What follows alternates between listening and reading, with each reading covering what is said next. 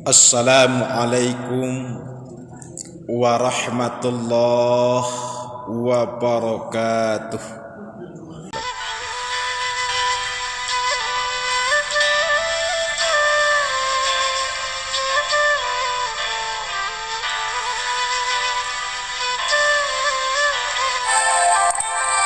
Saat ini pengajian kita beri judul yaitu kebenaran Al-Quran mengungkapkan Isa dan hukum kita merayakan hari Natal. Kaum muslimin rahimakumullah, insya Allah besok tanggal 25 Desember. Lalu bagaimanakah hukumnya kita mengucapkan selamat Natal dan ikut kepada mereka dan makan-makan bersama mereka? Kaum muslimin rahimakumullah, maka ulama Indonesia itu banyak berbeda pendapat. Nah, kalau ulama nasihat fikirannya, ulama nasihat akalnya, ulama nan lai betul-betul memegang aturan Islam, dia mengatakan haram bagi umat Islam merayakan Natal dan mengucapkan Natal. Bahkan ulama-ulama kontemporer pada hari ini, ya, Syekh Al-Utsaimin, kemudian Syekh bin Baz, dia mengatakan haram untuk umat Islam merayakan Natal dan mengucapkan Natal. Ibu apa rahimakumullah, ada di antara kata-kata umat Islam kalau sekedar mengucapkan ada awan naro, apalah arti sebuah ungkapan. Nah, apalah artinya sebuah ucapan, perkataan? Kan bisa saja itu, Bu, mengucapkan kemurah saja itu. Tapi di dalam Islam ucapan ini sangat menentukan. Kata-kata kita ini sangat menentukan. Kata-kata ini yang haram bisa menjadi halal, ya, yang haram bisa menjadi halal, yang haram bisa menjadi halal, halal bisa menjadi haram. Itu karena kata-kata. Contohnya Bapak rahimakumullah, ada salah seorang laki-laki yang dia cinta kepada perempuan yang tidak mahram. Itu mahram tuh, mahram, tidak muhrim tuh. Nah, kalau muhrim tuh artinya orang yang ihram. Kalau mahram adalah orang yang haram dinikahi. Nah, orang yang haram dinikahi itu mahram namanya. Siapa? Ibu, nah, adik, saudara, itu orang yang haram dinikahi itulah mahram atau famili kita. Nah, sekarang ada seorang laki-laki yang dia cinta kepada sang perempuan dan dia ingin melanjutkan ke jenjang pernikahan. Nah, ingin melanjutkan ke jenjang pernikahan. Dulunya sebelum dia sampai kepada jenjang pernikahan, dia haram untuk bersinggungan. Apalagi kok paci tangan, guys. Apalagi kok cium-ciuman, guys. Apalagi kok menampakkan aurat, guys. Haram. Nah, tapi ketika mereka sudah ingin melanjutkan ke jenjang pernikahan, lalu terjadilah yang namanya ijab kabul. Nah, apa? Ijab kabul. Ijab kabul itu apa? Kato-kato. Kata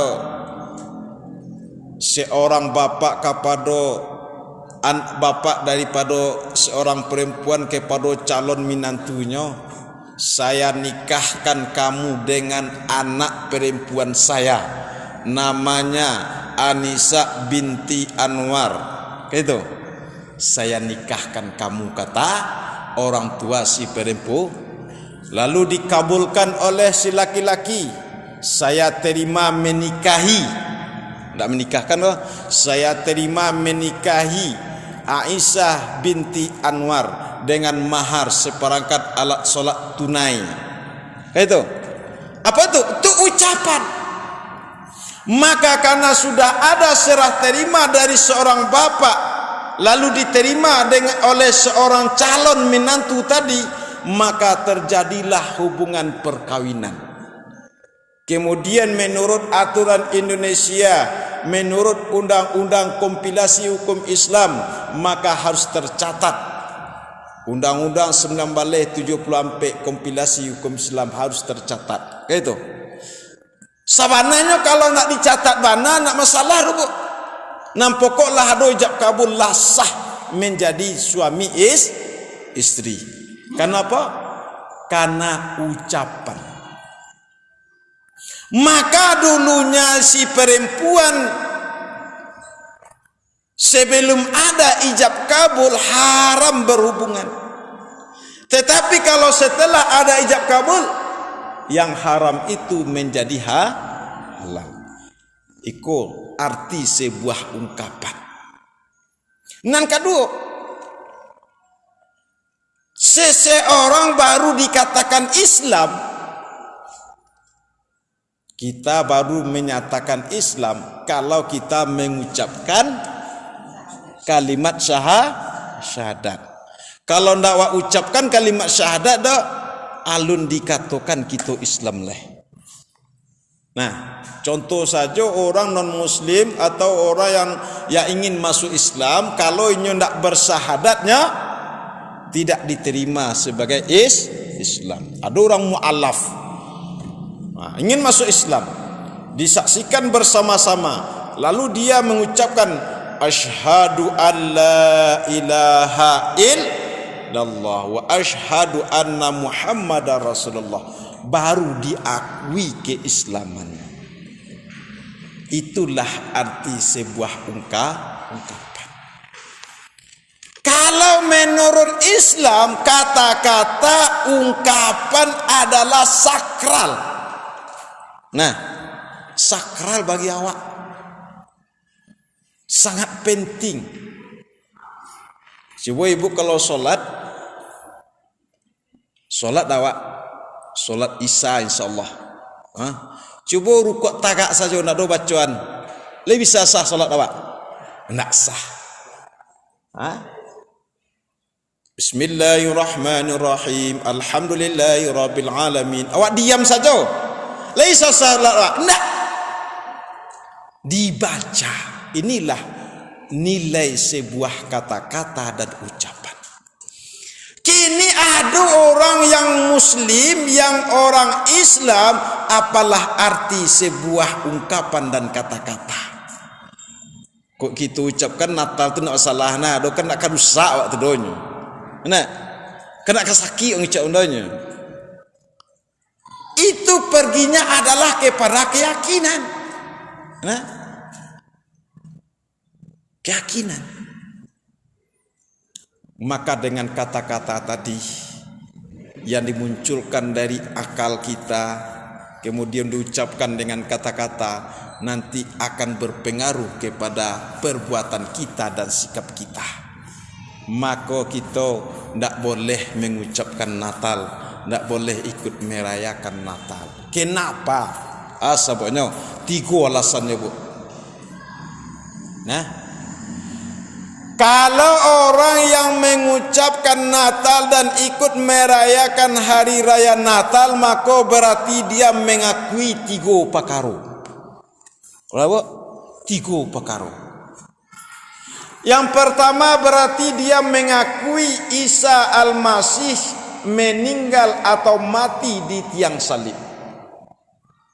Nah, Nan kedua berarti dia mengakui bahwasanya Isa itu lahir pada tanggal 25 Desember.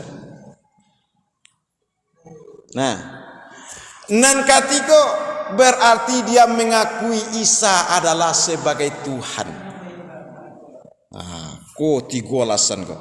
Kita jalehan cicit. Nan ketiga ko bisa kita bantah. Al-Quran bisa membantah, kemudian kisah dan sejarah pun bisa membantahnya.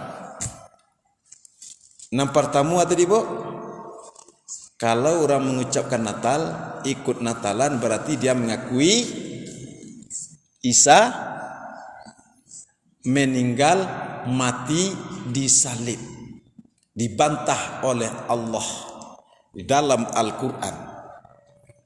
Nama nan dahulu Isa dengan Al-Quran. Nama nan dulu, Bu? Isa.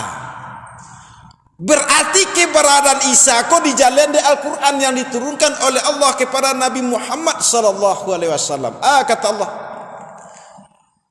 wa ma qatalu wa ma salabu walakin syubbiha.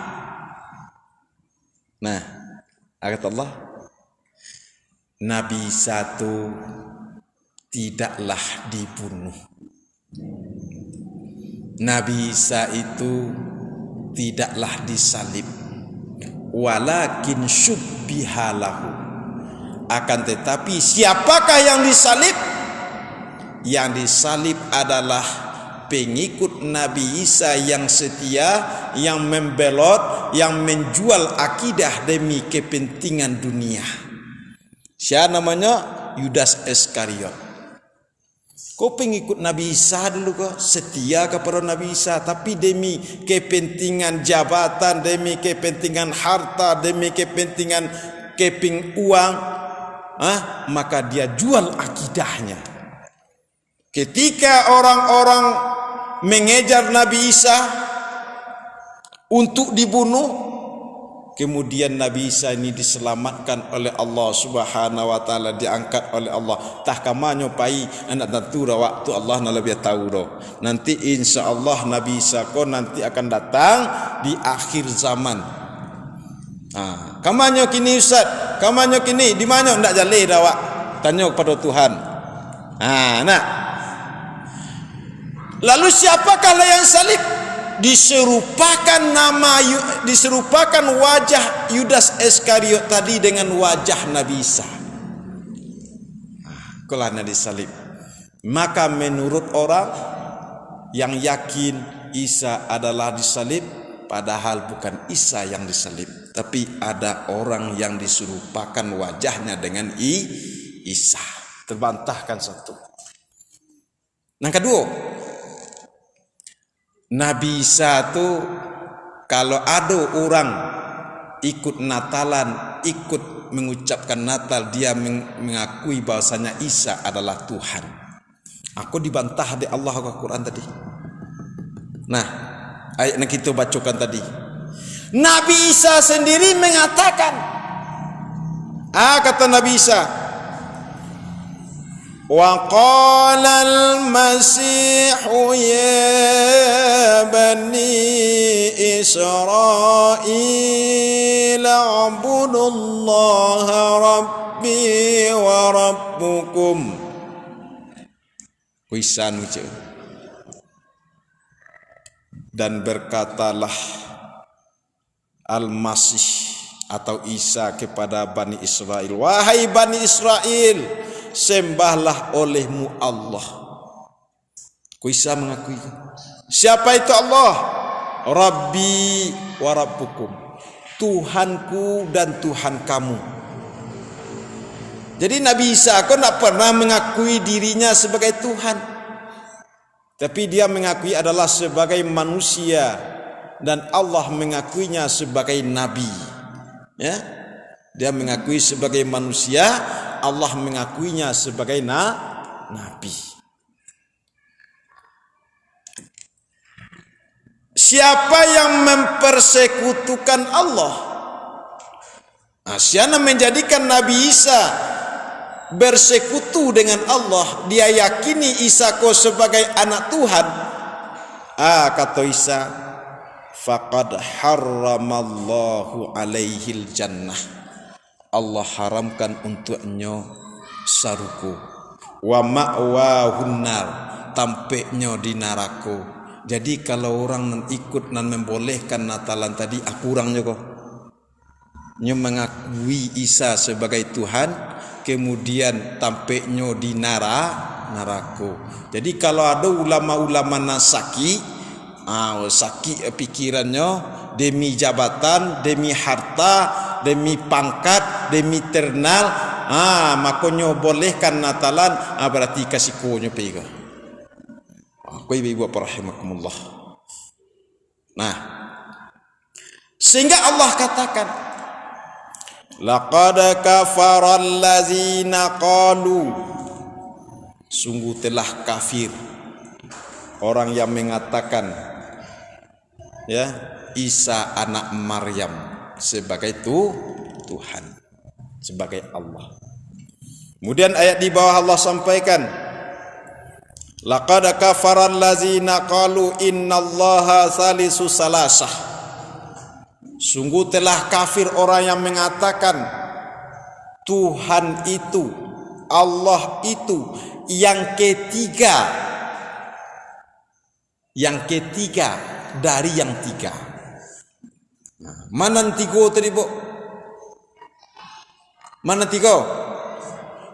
Ini kan Trinitas tuh.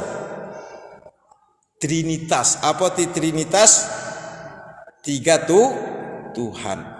Maka orang yang mengatakan Tuhan Allah itu yang ketiga dari yang tiga, dia adalah kafir. Orang yang mengucapkan Natalan berarti dia mengakui Allah tu yang ketiga dari yang tiga. Lalu ulama-ulama tadi itu terserahnya lah. Kok kakekal narakonya meko nak tahu ada. Soalnya ikulah ulama-ulama munafik kadang ndak mempedomani dengan Al-Qur'an. Kata Allah Subhanahu wa taala dalam Al-Qur'an, innal munafiqina fit darkil asfali minan nar. Arti itu, Bu, sesungguhnya orang munafik dikera-kera api neraka. Asfal, alai pernah jadi aspal. Aspal itu di mana? Itu tampal yang bawah. Jadi aspal itu nampal yang bawah hati dia, Bu. Rupa dia ambil dia orang namo-namo di jalan, untuk di jalan tadi aspal. Apa itu aspal? Nampal yang bawah. Kayak gitu pijak terus nampal yang bawah dari awal. Nah, kini kita pertanyakan,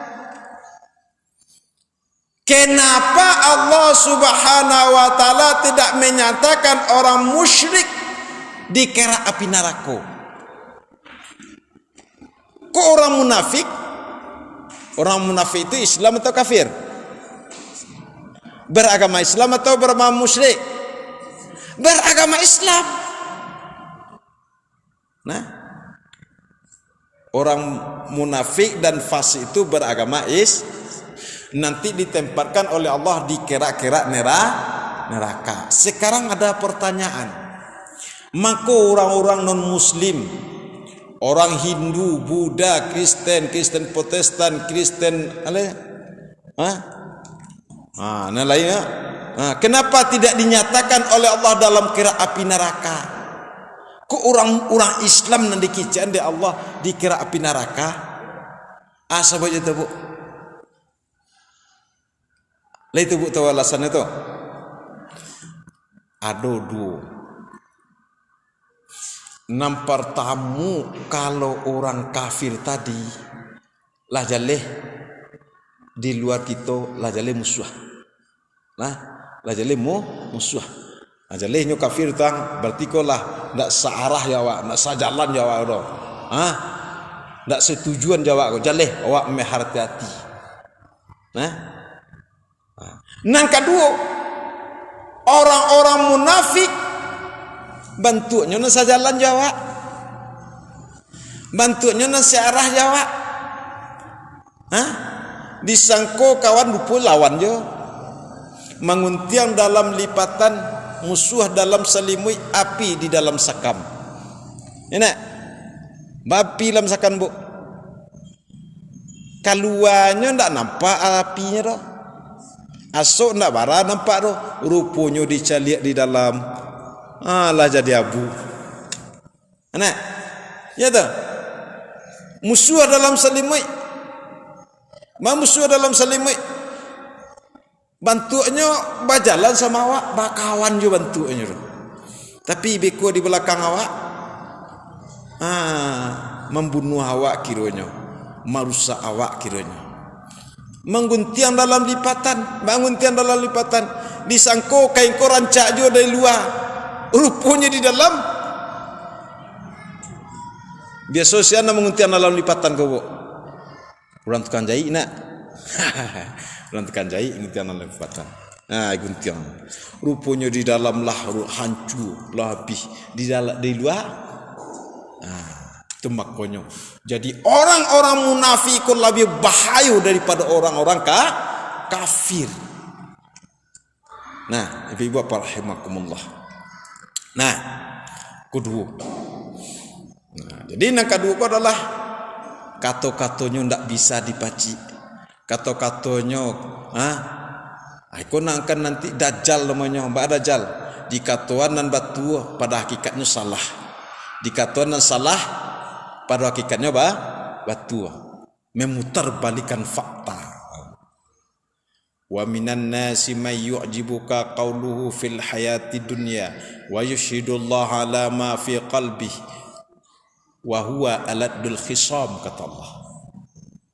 Ada di antara manusia yang menggiurkan perkataannya, ungkapannya, suruhannya fil hayati dunia, tentang kehidupan dunia. Wa yashhadullahu ala ma fi qalbi. Kemudian dia bersumpah kepada Allah bahasanya dia orang yang terbenar, orang yang betul. Tapi ya kata Allah, wa huwa aladul khisam.